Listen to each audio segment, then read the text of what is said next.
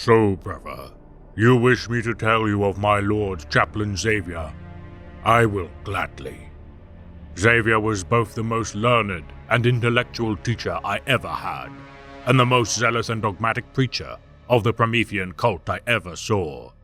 He was a man whose words could inspire awe or revulsion, love or hate, introspection or berserk fury. And he was the man that taught me the true meaning of the words honor, duty, and sacrifice. I miss him more than I can say. There is much I have forgotten since I became encased in this adamantium shell, but the centuries will never dim my memories of Xavier. Chaplain Xavier served as a reclusiarch of the Salamanders chapter during the 41st millennium. Born upon the Salamanders' homeworld of Nocturne during 009.M41, even as a young initiate, Xavier showed immense promise, earning the notice of Chaplain Hasdrubael. Seconded to serve as Hasdrubael's personal aide, Xavier began to study the Promethean cult and learn the responsibilities required of a reclusiarch. Witness to the death of his master during a boarding action upon a Chaos Void craft, Xavier assumed Hasdrubael's command and purged his killers with zealous fury. Gaining a reputation as an inspiring and passionate orator, the young chaplain spurred his kinsmen to near supernatural acts of bravery as they charged into the fray, emboldened by his proclamations.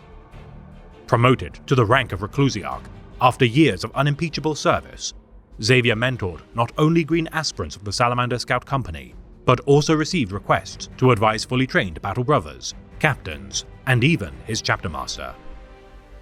An exemplar of the ideals of the Promethean Creed, in excess of all champions who had gained venerated legacies during the chapter's past, the chapter entrusted the ancient relic, Vulcan's Sigil, to his care. A blacksmith's hammer said to have been worn by their Primarch himself, this badge of office for the Lord of Drakes further imbued Xavier with pride, as his kinsmen rallied by the side of their legend in the making. Encouraging his brethren to exceed their reserves of endurance and belief in the Promethean Creed, tales speak of Xavier's deeds hunting the salamander reptiles of Nocturne with his bare hands as a sign of his pedigree as the greatest spiritual leader to ever grace its soil. Never retreating from battle, as his advances wrought a heavy toll on every enemy he faced, Xavier's incredible tenure would eventually be ended during an engagement upon the jungle world of Drikna. Wounded by an ambush of Drukhari, as countless blades tore through his ceramite, Xavier refused to succumb to his wounds until each and every one of his aggressors fell by his hand.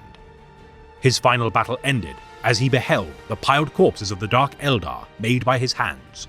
Xavier allowed himself to die as Salamander's reinforcements hurried to recover his body.